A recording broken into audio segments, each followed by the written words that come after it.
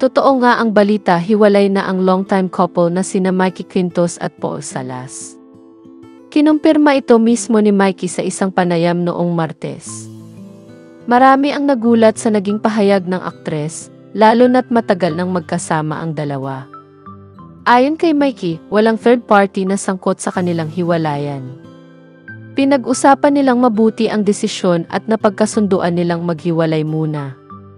Bagamat naging maayos ang kanilang paghihiwalay, marami ang nanghinayang, lalo na't kumalat ang balita noon na nag-propose na si Paul kay Mikey.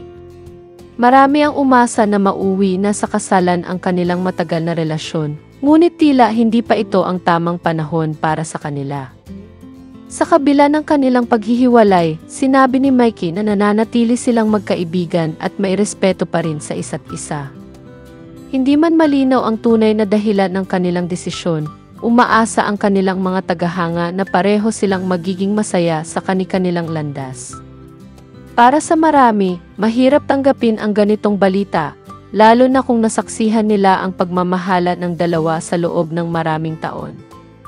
Gayunpaman, tulad ng anumang relasyon, may mga pagsubok at pagbabago.